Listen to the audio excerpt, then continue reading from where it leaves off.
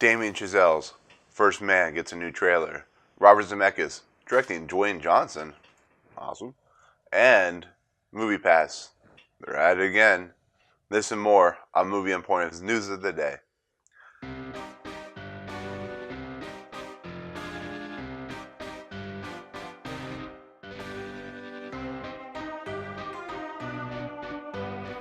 What's up, everybody? Welcome to Movie Emporiums News of the Day for August 29, 2018, where we take stories from around the world of movies, break them down, and tell you about them one by one. If you like what you see, always remember to rate, subscribe, check us out on YouTube, Audio Boom, Facebook, Twitter, all that good stuff. Tell us what you think, comment below, all that good stuff. Before we get started, I just want to apologize. I was having trouble uploading the video yesterday. It was a huge mess. So I did post it this morning, so you get double videos of News of the Day today, which is cool. I mean, you get double price for the price of one, I guess. I don't know how you work it out, but I just want to say thank you so much, as always, for watching. So, like I said, I at least wanted to get that video out because, I had the Bad Times at El Royale trailer. It just has some good stuff on there I wanted to talk about. So, there you go. I hope you enjoyed it. Let me know what you think in the comments below of that video. But with today, we'll go ahead and get started on our first news story, which is... So, if you remember the movie Dirty Rotten Scoundrels, it was a movie with Steve Martin and Michael Caine. It was about two con men, and they're trying to get money and so on and so forth. I didn't really care for it. It was directed by Frank Oz.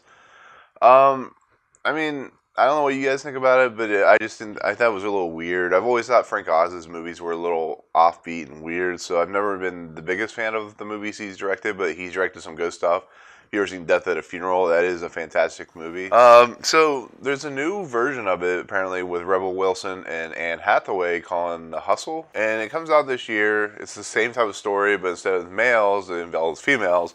I like this cast. It's interesting. Rebel Wilson's an amazing comedic actress.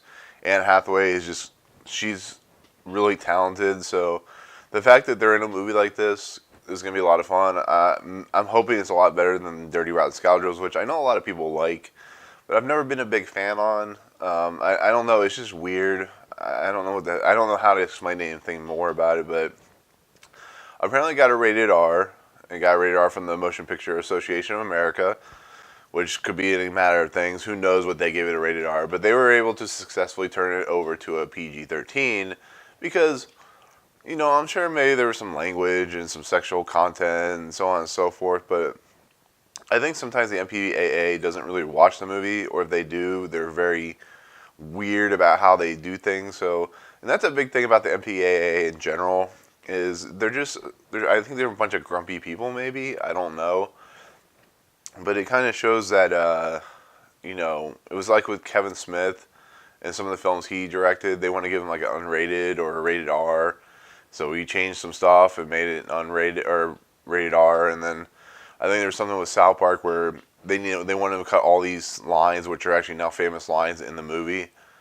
And I think they cut one thing and resubmitted and got it rated R, instead of NC-17. So it's just one of those things that you never know what's going to go on with Hollywood and what's going to go on with the MPAA, because no one knows what goes on in the MPAA. And there's a great documentary called, I think it's called This Movie is Unrated or something like that, which goes into about how the rating system came to be and how it's a mess and so on and so forth. But, congratulations to them. They're going to make more money now that it's PG-13 instead of rated R. But with that, that's pretty much it on that story. But with that, we'll go ahead and move on to the next story, which is Looney Tunes. You love them. We all love them. They're great characters. You got everybody from Bugs Bunny, Porky Pig, Daffy Duck.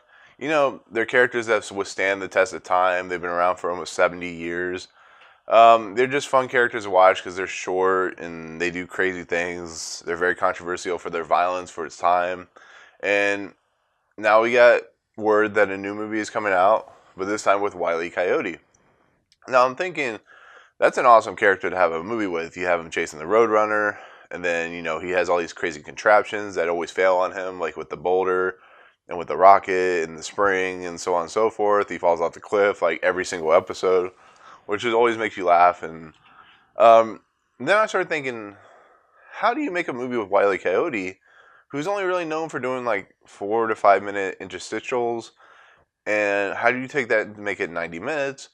I'm sure there's ways around that. You can make it like a buddy movie where he ends up, becoming friends with the Roadrunner, or he has to save the Roadrunner after the Roadrunner's been kidnapped. And, that's just what I would come up with, but that's been done before.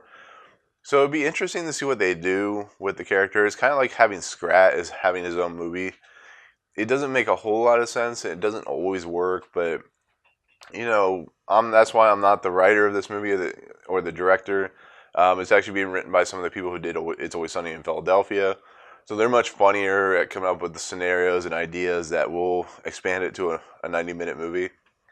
But like I said, I always loved Wile E. Coyote. I always loved Roadrunner. I always thought that was a fun character combo duo that always like made me laugh when I was growing up, and he still makes me laugh today because that Coyote's never gonna get the Roadrunner, even though one day he may, but he's never gonna get him because that's the whole point of the story. Is this Coyote's always spending? I don't know where he gets his money at too, because he spends a lot of money, but he orders everything from Acme and nothing ever works, and he's never gonna get that Roadrunner. So, but like I said, I like Wile E. Coyote.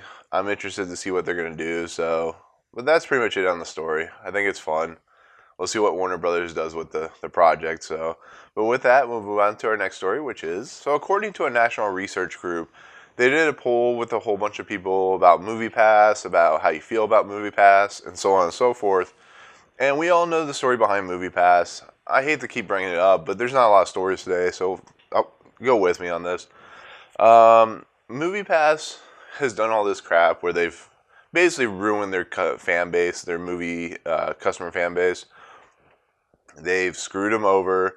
They've changed their terms on it seems like a weekly basis. They went from one movie every day where you can see any movie you want to a restrictive base to now it's 3 movies a day and it's whatever 6 or 7 movies or 9 movies, whatever they pick for that day. So you technically can't see Searching, Friday, but you could see it Sunday. That type of thing. It's really confusing.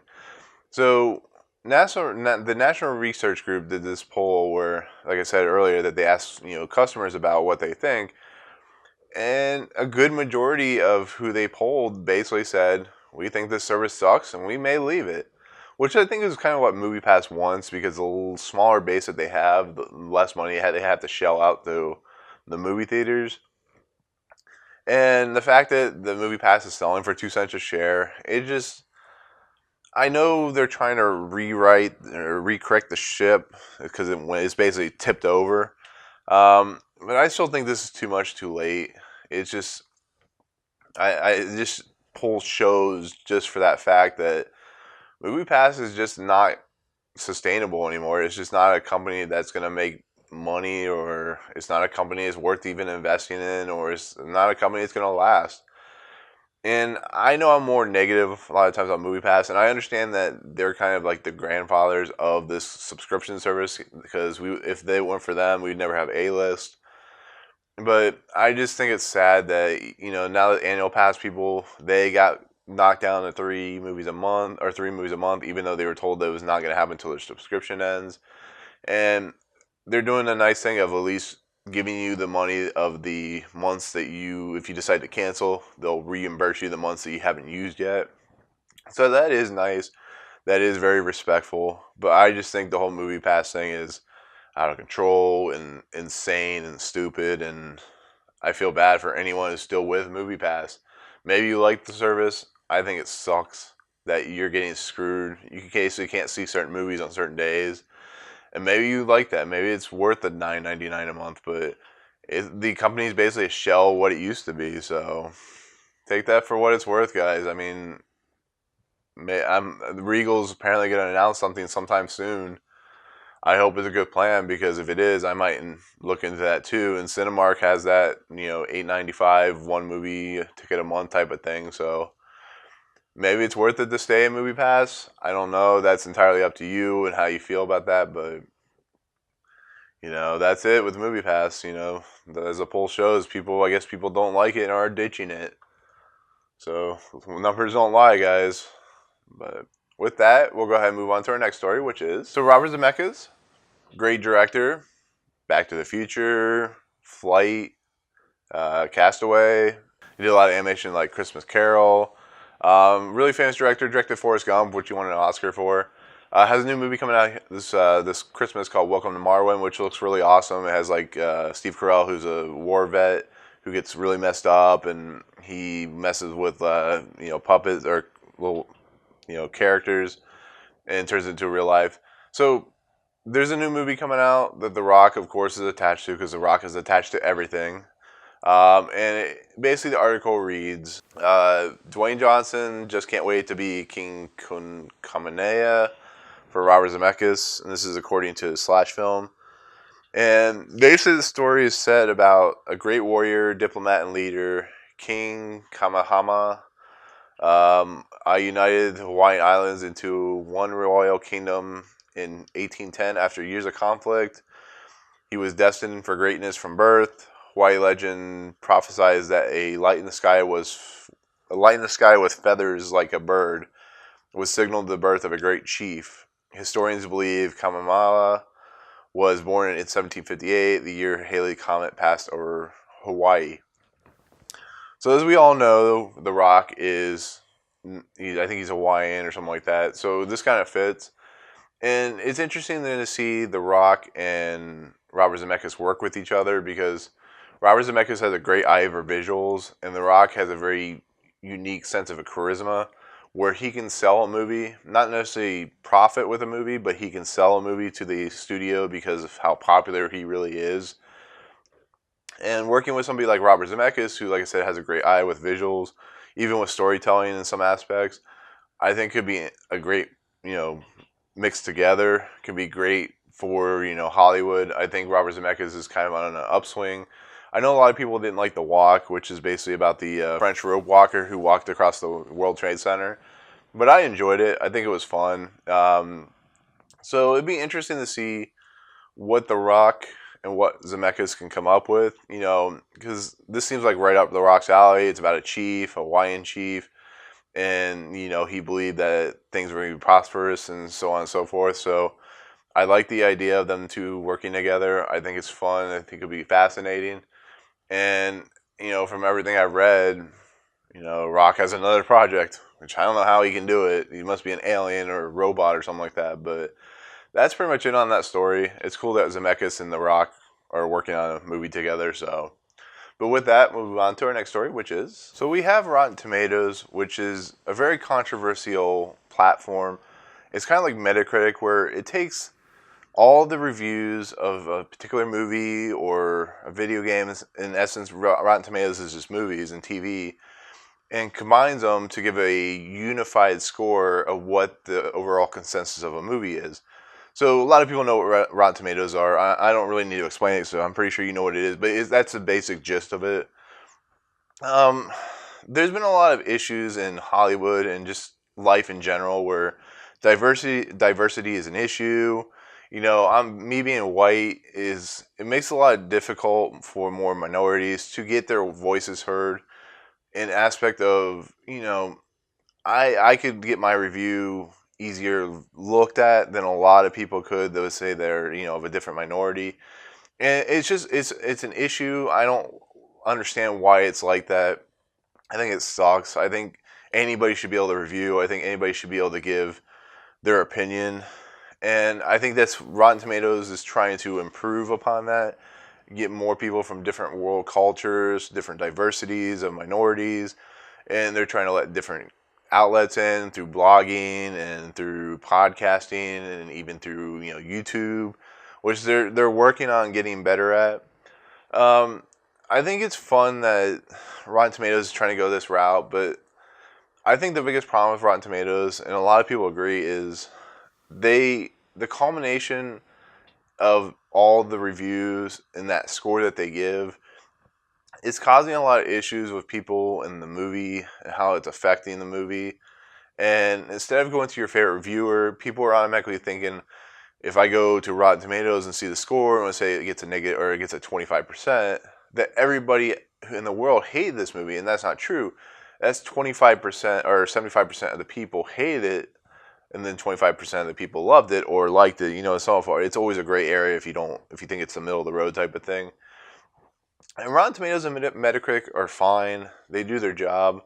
But if you like a specific reviewer, go with the specific reviewer, or just go see the movie yourself. You don't have to. There's no reason you have to listen to me talk about reviews. And I love that you check out my reviews because obviously you do because Crazy Rich Asians had a great viewer count. But I just think Rotten Tomatoes isn't always the moniker you should be following.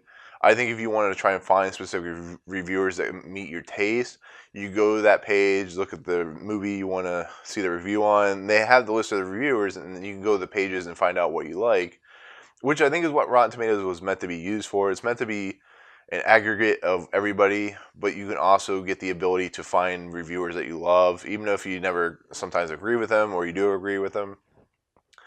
But I mean, that's been my always biggest issue with Metacritic and Rotten Tomatoes is just I feel people take that one score and automatically think the movie sucks to think the movie's great, and then I don't know. It's just it's a hard thing to understand. And I guess I understand it if you still like Rotten Tomatoes. I think it's fine, but I think looking more depth into the reviews instead of just one score that makes it easier. I think we just get lazy and we just go, "Oh, it's got 15%," and it's not good. But I think it's cool that that Rotten Tomatoes is trying to improve upon their structure. They're trying to get more diversity in there. They're hiring more people. They're bringing in more people.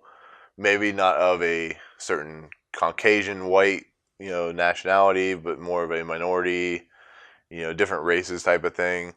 And just the fact that they're getting stuff from around the different mediums instead of just the written outlet or so on and so forth, that they're getting stuff from like a podcast or a YouTube channel, so but that's it with that story. I thought it was a fascinating story. I thought it was worth talking about. So, and it definitely involves movies. And sorry about the thunder, but it definitely involves movies. So, but with that, we'll move on to our next story, which is so Schindler's List, my favorite movie of all time. Very depressing, but a very powerful movie. I will admit to you guys on YouTube, the only movie to really make me cry because the message that it is putting out is it doesn't matter who you are. It doesn't matter what side of the war you're fighting on. It doesn't matter what your beliefs. One man, one woman, one person can change the outcome of so many lives. And I'm getting a little, I'm getting goosebumps like I usually do when I talk about this movie. But, Oscar Schindler was a guy who probably wanted to profit off World War II. He was a Nazi. He was German. He hired a Jewish guy to work his books, to get people to work his factory so he could make money off the industry. And what ended up happening is not only did Oscar Schindler become a legend in the Jewish Jewish faith and religion, but he saved 1,600 or 2,000 lives by just hiring them to work in his factories. And I think the movie's so powerful. I think Steven Spielberg, he was setting out to make a movie that was personal to him. But in return, he made a movie that was just so raw and just so mesmerizing. And everybody in this movie is amazing. You got Liam Neeson, Ben Kingsley, Ralph Fiennes.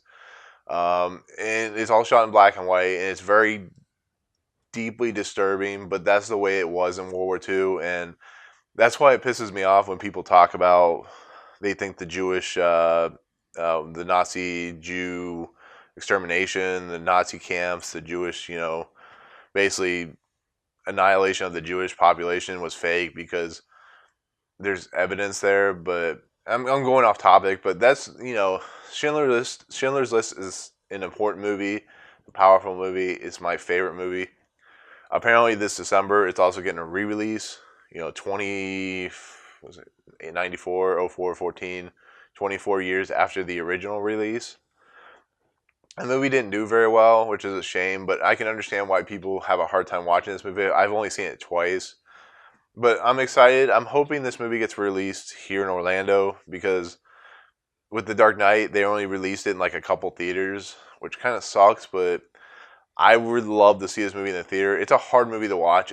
I understand if you can't watch it, but I would love to see this movie in the theater because, like I said, as my favorite movie of all time, I just think it's something that could be experienced in the theater, should be experienced in the theater.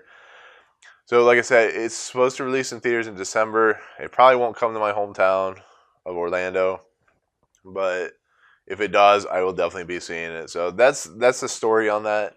It's not like a big story in essence of like news, but it's a story that's deeply feel to me, and I can't wait to see it in the big screen. Hopefully, it comes. So.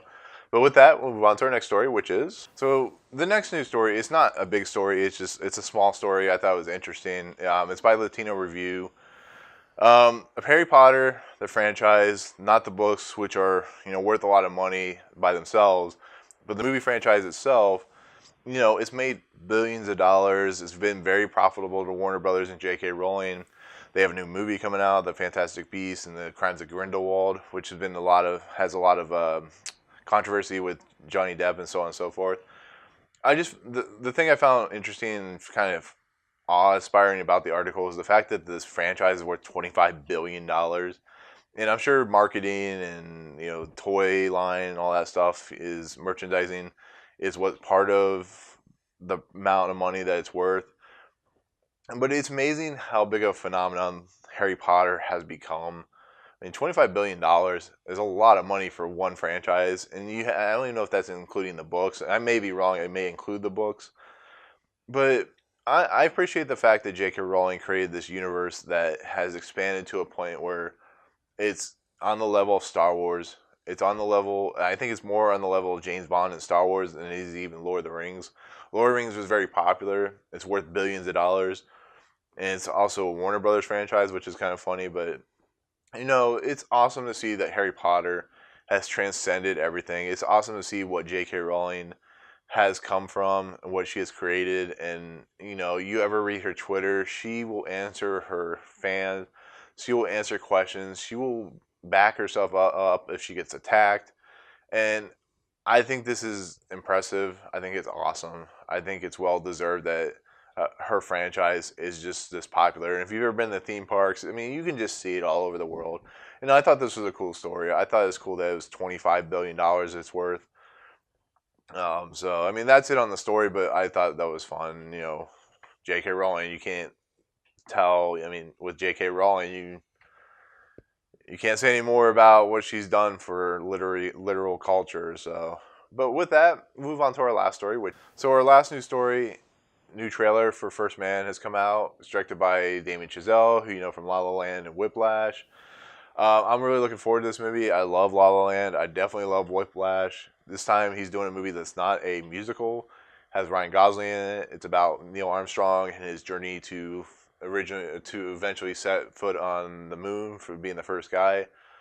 And I thought the first trailer was awesome. I thought it was very kinetic and very pulse pounding. I thought it was fun to watch. And I think Ryan Gosling looks like he's playing Neil Armstrong well.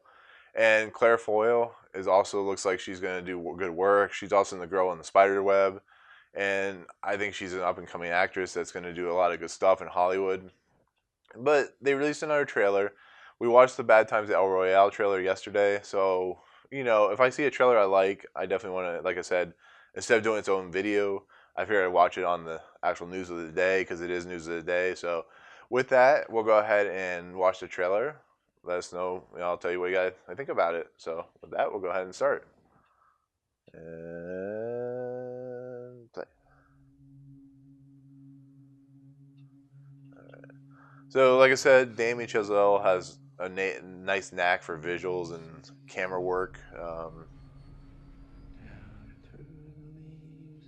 Cinematography is always great in his movies. The vehicle's not safe. We need to fail. We need to fail down so here. good. We don't fail up there. Please let the light shine. Like his use of light is it's fantastic. So Everyone's in agreement. We'd like you to command. Kyle Chandler is in this, which is awesome. If you've ever seen Friday Night Lights. Mom, what's wrong? Nothing, honey. Your dad's going to the moon. I love that even though we know what happens, there's this like suspenseful nature to the movie that it could fail because if you ever seen Apollo 1, if you ever heard about the Apollo 1 launch, everybody died in the capsule and it was a big mess and that was the biggest fear. And they're going to the moon, so Corey Stoll. It looked like Corey Stoll was in the movie too, which I didn't realize. In money and in lives.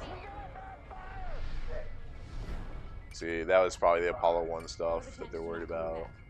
And any experimental, I mean, Neil Armstrong was always experimental. He worked, you know, the Orion and Mercury missions, and he was a test pilot, so the whole flight to the moon was probably very, you know,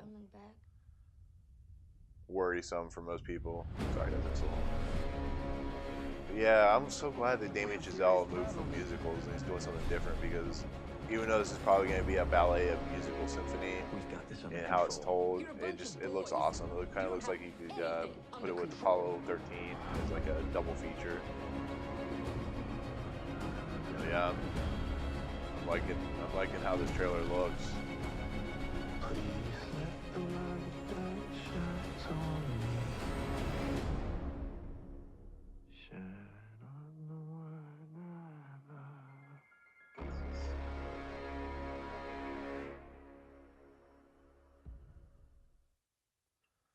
So, the movie comes out in October. I'm really looking forward to it. Damien Chazelle and Ryan Gosling, like I said, they worked together well in La La Land. And like I said, I'm glad that Damien Chazelle's doing something other than a musical. So, it's going to be interesting to see how this movie responds to people. Apparently, it's already premiered in Venice, which has already gotten reviews. And according to everything I've read, it's another home run by Damien Chazelle. So that's all you can ask for. This guy's going to be like Christopher Nolan, where he's just going to put out hit after hit.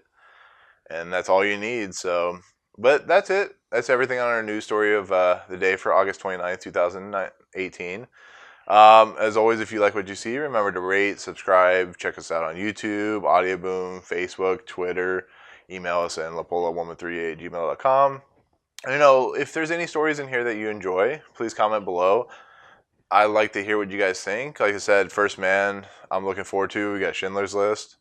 So, you know, I just want to hear what you think. So, like I said, you know, that's what we want. But with that, that's pretty much it on our movie. But with that, we'll go ahead and head out, and we'll see you guys later. Peace.